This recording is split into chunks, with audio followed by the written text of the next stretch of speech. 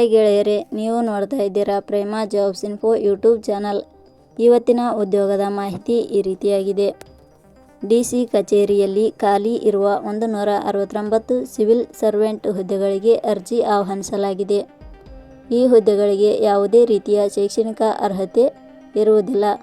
ಕನ್ನಡ ಓದಲು ಹಾಗೂ ಬರೆಯಲು ಬರದಂಥ ಪುರುಷ ಮತ್ತು ಮಹಿಳಾ ಅಭ್ಯರ್ಥಿಗಳಿಗೆ ಹುದ್ದೆಗಳಿಗೆ ಅರ್ಜಿ ಸಲ್ಲಿಸಬಹುದು.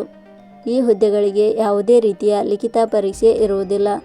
ಸಂದರ್ಶನ ಹಾಗೂ ಅನುಭವದ ಆಧಾರದ ಮೇಲೆ ಅರ್ಜಿ ಸಲ್ಲಿಸಿದ ಅಭ್ಯರ್ಥಿಗಳನ್ನು ಹುದ್ದೆಗಳಿಗೆ ಆಯ್ಕೆ ಮಾಡಿಕೊಳ್ಳಲಾಗುತ್ತದೆ.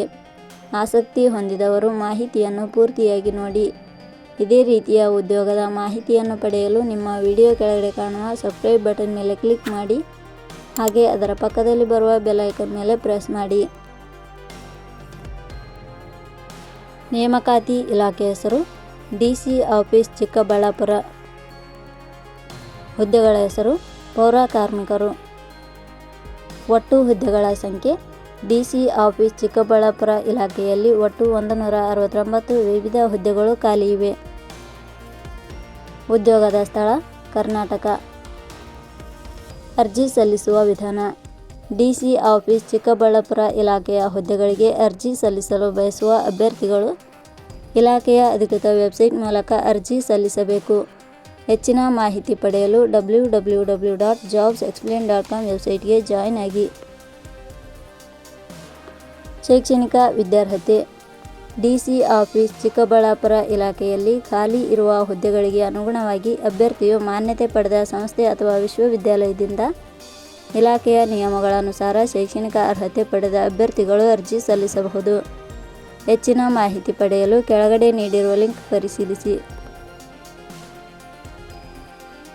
ವೇತನ ಶ್ರೇಣಿ. ಡಿಸಿ ಆಫೀಸ್ ಚಿಕ್ಕಬಳ್ಳಾಪುರ ಇಲಾಖೆಯ ಹುದ್ದೆಗಳಿಗೆ ಆಯ್ಕೆಯಾದ ಅಭ್ಯರ್ಥಿಗಳಿಗೆ ಇಲಾಖೆಯ ನಿಯಮಗಳ ಅನುಸಾರ ಮಾಸಿಕವಾಗಿ ವೇತನ ಶ್ರೇಣಿಯನ್ನು ನಿಗದಿಪಡಿಸಲಾಗಿದೆ. ವಯೋಮಿತಿ. ಕನಿಷ್ಠ 18 ವರ್ಷ, ಗರಿಷ್ಠ 42 ವರ್ಷ ವಯೋಮಿತಿ ನಿಗದಿಪಡಿಸಲಾಗಿದೆ. ಅರ್ಜಿ ಶುಲ್ಕ.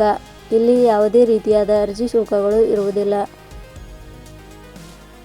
ನೇಮಕಾತಿ ವಿಧಾನ.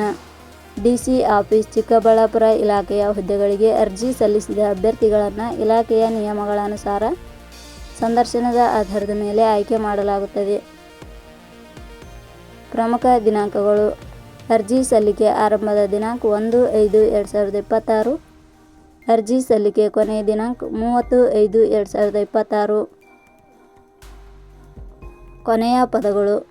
ಪ್ರೇಮ ಜಾಬ್ಸ್ ಇನ್ಫೋ ಯೂಟ್ಯೂಬ್ ಚಾನಲ್ ಮೂಲಕ ನೀಡಿದ ಈ ಉದ್ಯೋಗದ ಮಾಹಿತಿ ನಿಮಗೆ ಇಷ್ಟವಾಗಿದ್ದರೆ ಮಾಹಿತಿಯನ್ನು ಆದಷ್ಟು ನಿಮ್ಮ ಸ್ನೇಹಿತರಿಗೆ ಶೇರ್ ಮಾಡಿ ಹಾಗೂ ಲೈಕ್ ಮಾಡಿ. Thank you for watching.